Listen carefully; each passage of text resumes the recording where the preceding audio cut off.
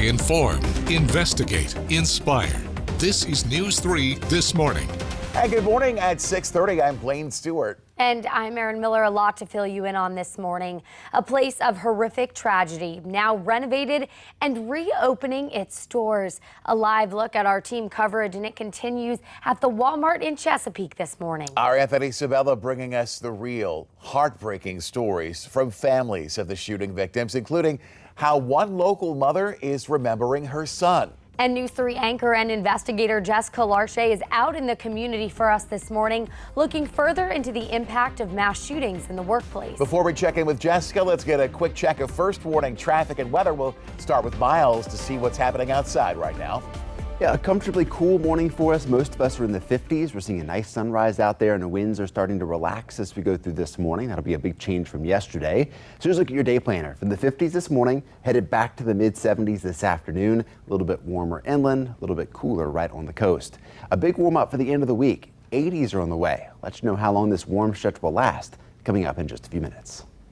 Well, good morning. Due to a disabled maintenance vehicle with VDOT, we've just got one lane available at the HRBT eastbound. You're looking inside the tunnel here at the Hampton Roads Bridge Tunnel. And then on the peninsula, we are so backed up. This is just around Armstead Avenue. You can see we're backed up beyond that point. So I would definitely head to the Minor to Merrimack and 664 southbound if you need to get south side this morning, because for now, we're looking okay. And no problems at the JRB either. And overall on the south side, just seeing some increases westbound at the downtown tunnel, westbound heading to the high-rise bridge, but not backed up at either. And the only opening we have so far now to tonight, it's the high-rise bridge at 11. Jed Lewis, thank you. Our time now 6:32 as we turn our attention to the big story of the morning at our live team coverage of the reopening of the Walmart store in Chesapeake. It's been closed nearly 5 months at this point since a store manager opened fire on his employees, killing 6 of them that day. And friends, I'm live here at that Greenbrier Walmart here in Chesapeake, where the sun is up. The sun is up on a new day that is no doubt filled with mixed emotions as the doors are set to reopen here in just a few hours at 10 a.m. to customers for the first time in 5 months since that tragic November night. It has been nearly 5 months to the day since a store manager here opened fire in the break room here at this Greenbrier Walmart, killing 6 of his colleagues, 6 employees here. And this morning, as we talk about what's happening in the hours and days to come, we have to take a look back and honor the lives we lost. 70-year-old Randy Blevins worked at the Walmart on Sam's Circle for 29 years. He was an overnight stock associate. The company says he never missed a day of work. He leaves behind 3 stepdaughters. Fernando Jesus Chavez Barron was a 16-year-old 11th grade honors student who worked at the Walmart to help his family. 43-year-old Lorenzo Gamble was a 15-year custodian whose greatest joys were football and spending time with his 2 sons. 22-year-old Tynika Johnson was an overnight associate who loved music, dancing, and dreamed of attending college soon. 38-year-old Brian Pendleton was a custodian for 10 years who always arrived early to his shifts and loved to joke with his fellow associates. And 52-year-old Kelly Pyle was an overnight team associate. She leaves behind 2 children, a granddaughter, and a fiancé.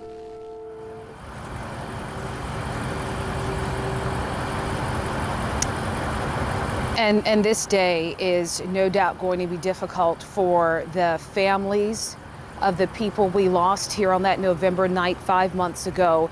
And I want to bring in my colleague, News 3 anchor Anthony Sabella, also joining me live here at the Walmart. Anthony, we are hearing from the mother of Lorenzo Gamble, who lost his life here.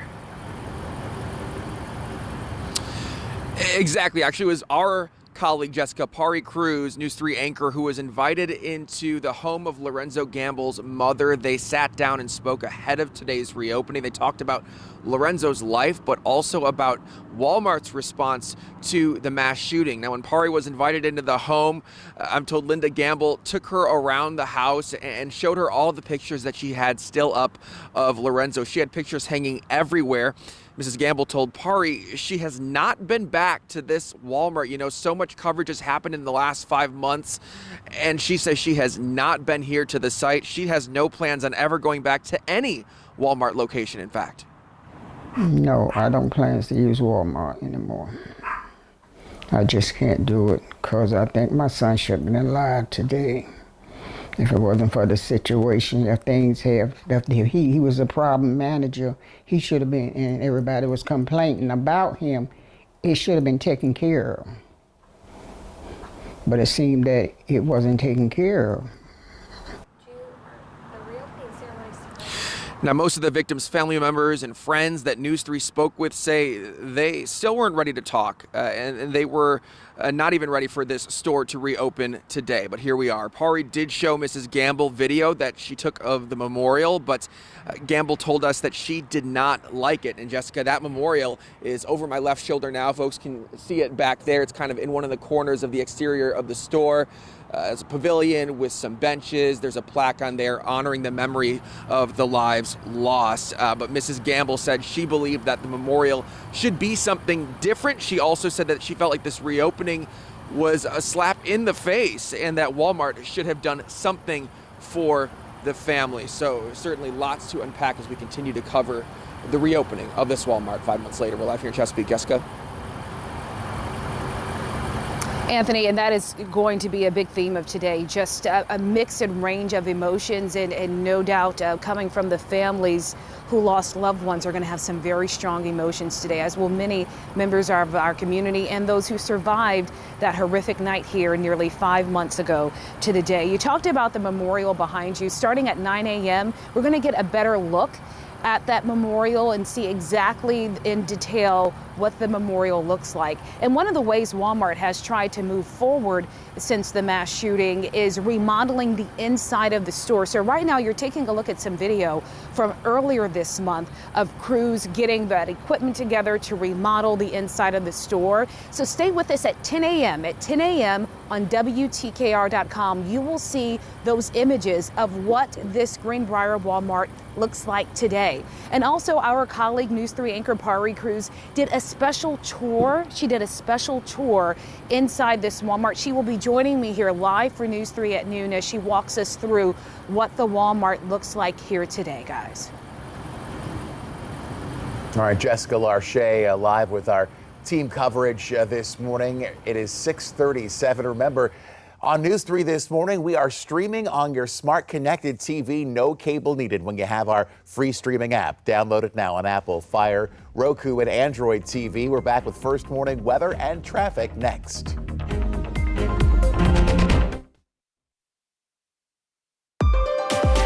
From the JES First Warning Weather Center, here's meteorologist Miles Henderson. Good morning. It's 6:40, off to another beautiful start. Nice sunrise out there this morning. We'll see lots of sunshine again today. Temperatures today headed back to the 70s, but even warmer as we finish up the work week. Mid-70s today, headed to the mid and upper 80s. A little sample of summer temperatures for Thursday and Friday. For the weekend, another big cool down with a cold front moving through. We'll drop to near 80 on Saturday, near 70 on Sunday. High temperatures in the 60s for early next week. So a full range of temperatures over the next week or so. Satellite and radar picture looks good. Nice and quiet across Virginia and North Carolina again this morning. We'll see sunshine all day long. The biggest change from yesterday, the wind. Winds have lightened up quite a bit. They're backing down this morning. We'll see an east wind at around 5 to 10 through most of today. This evening and tonight we're clear. A few extra clouds will build in for tomorrow. You see a few of those clouds building in as we go Thursday morning. Still lots of sunshine in the mix, a few more by the afternoon, but another really nice day for us tomorrow. Again, warmer. That'll be the biggest change as we go to Thursday. Let's talk about rain chances as we get closer to the weekend. So we'll see some clouds start to build in Friday night ahead of a cold front moving in Saturday night. You see the rain there that's building in. That's 8 o'clock Saturday evening, Saturday night. That'll push through during those overnight hours to early Sunday, and then we'll clear out. So it's not going to be a weekend washout for us, but we do have a chance for rain. Here's a look at the timeline. Let's start with Saturday. Not much during the day, so most of your Saturday daytime will be dry.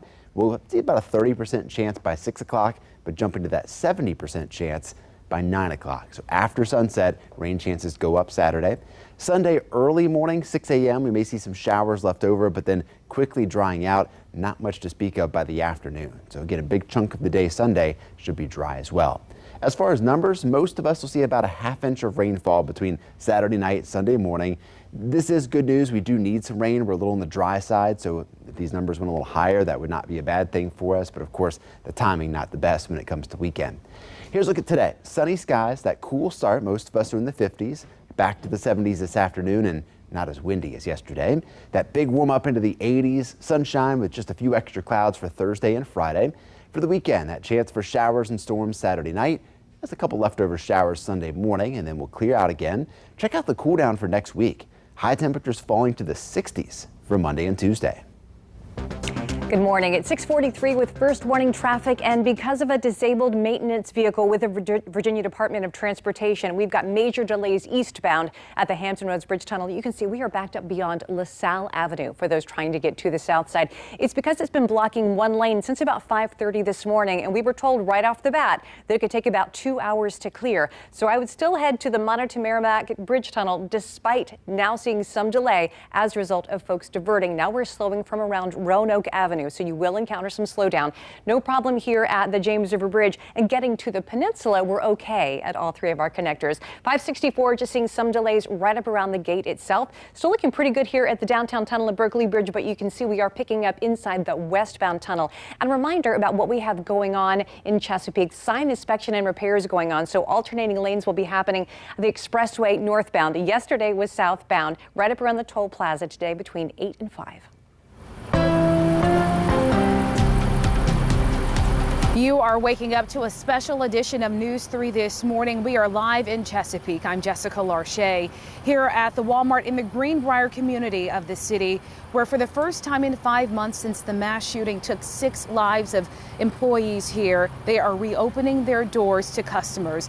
We have been seeing a steady stream of Walmart associates, employees here walking into the building. We see a lot of people giving each other hugs with smiles, but we also see some folks who certainly are carrying the weight of the memory of what happened here nearly 5 months ago today. You know, that shooting here that happened by a store manager opening fire in the break room on his employees. It is sadly one instance of a larger trend that we are seeing across the country when it comes to workplace violence. We remember just a few weeks ago, we reported the shooting at the bank in Louisville, in a Louisville bank. That's just the latest instance of workplace violence. We know what happened here at the Greenbrier Chesapeake. And we have to talk about the dad. I'm going to refer to my notes here because I want to make sure that I get this information correct for you. According to the nonprofit research center, the Violence Project, workplaces are the most common sites for mass shootings.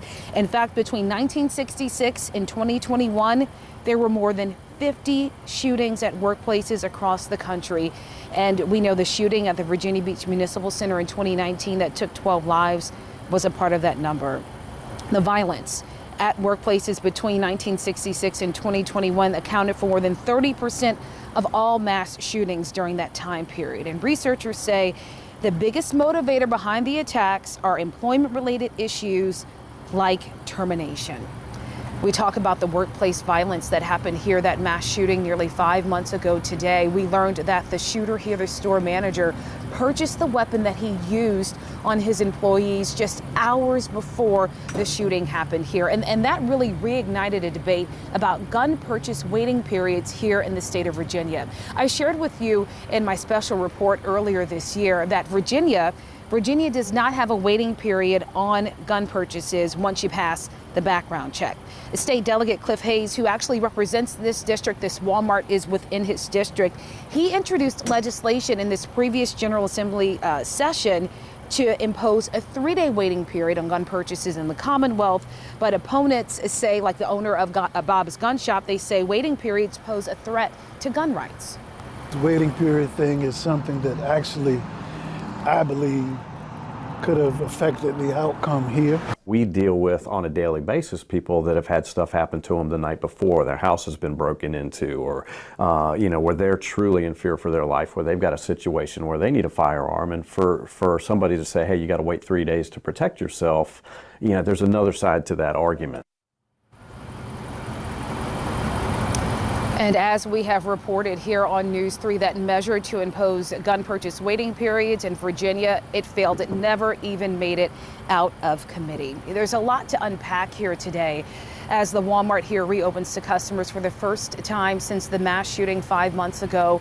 So I've talked to a local psychologist who specializes in PTSD. She's giving us advice on how to navigate a day like today, especially when it's time to seek therapy and get some help to process the weight of the emotions that we have experienced as a community here in the Greenbrier section of Chesapeake. Our special continuing coverage, live team coverage continues here on News 3 this morning after 7. Jessica, we will see you then. We turn our attention to Norfolk right now at 6:48, where local students this morning are working to prevent the latest rise in gun violence. Norfolk State University hosting a discussion looking at the impacts of this gun violence and searching for solutions. NSU's Stop the Shot discussion brought out different perspectives on gun violence as a public health issue, along with the critical need for policy reform. Some of the panelists include Officer Daryl Howard with the Norfolk Police Department, also Robert Perkins, a professor of sociology, and Ramin Fadahi, the city's Commonwealth attorney, who says it is important how we look at crime-fighting solutions. I think people need to know is that crime is not a problem in itself. It is more than that. It is a symptom. And if people want to quote-unquote solve crime, then they need to be able to advocate for solutions to the symptoms. Again, homelessness, poverty, educational inequality, and to vote. Now, Fadahi also says it takes calling up local and state lawmakers yourself to push, to advocate for these safety policies. It is 6:49. The city of Hampton gearing up for a shift in leadership. The men now expected to fill Mark Talbot's shoes as he makes his transition as Norfolk's next chief of police.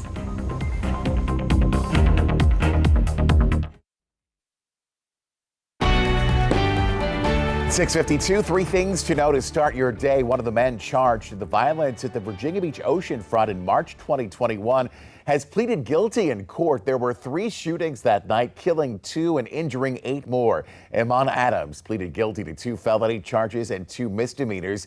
In exchange, he will face no more than 10 years of jail time. State police need your help finding the man you see here on your screen. They've issued a senior alert for William Jeffrey Brown. We're told he is 63 years old and was last seen yesterday afternoon at Kingsborough Square in Chesapeake. We're told that he is cognitively impaired and his disappearance poses a risk to his health. So if you see him, call police.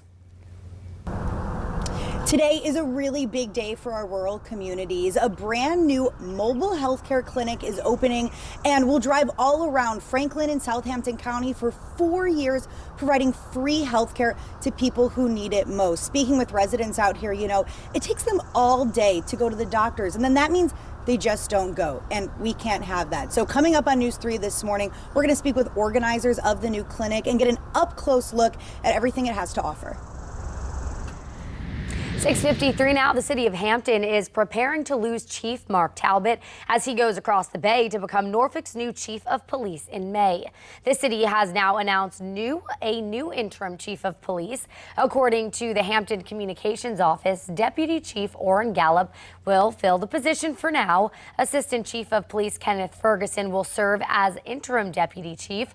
Deputy Chief Gallup and Assistant Chief Kenneth Ferguson will be working together going forward to lead the police department. This will all go into effect on Chief Talbot's last day, which is this Friday. Now check a first warning traffic and weather at 6:54. Here's meteorologist Miles Henderson. And off to a nice start this morning as you get the kids ready for the bus stop. Most of us are in the 50s. We'll head to the 70s again this afternoon, and not as windy as yesterday, but lots of sunshine. As we get closer to the end of the week, a big warm up, climbing to the mid and upper 80s for Thursday and Friday. Still lots of sunshine, a really nice but warmer end to the work week. Well, now we have what's being referred to as an incident underway in Hampton on the peninsula. 64 eastbound, right up around King Street. You can see all these lanes are blocked, but we already had a major delay as a result of a disabled maintenance vehicle with VDOT backed up past LaSalle Avenue. So if you're leaving the house and you need to get to the south side, the Monitor to Merrimack is a better bet, but we do have some delays now. While this camera sits around 39th Street, the backup is around Roanoke Avenue, and I'll continue to monitor as we move through the morning. But once again, eastbound at the HRBT, backs past LaSalle.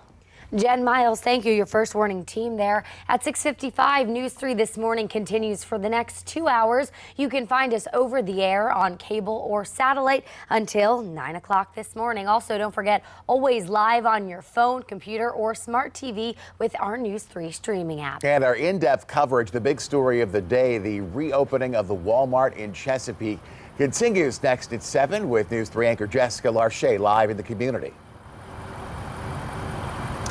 Blaine and Aaron, the sun is up on a new day here that is no doubt filled with mixed emotions as this Walmart is reopening to customers for the first time since we lost 6 members of our community in the mass shooting that happened here nearly 5 months ago today. In our continuing coverage after 7, we are speaking with the mother of a man who lost his life here. Her thoughts on the Walmart reopening as the community moves forward on this Wednesday.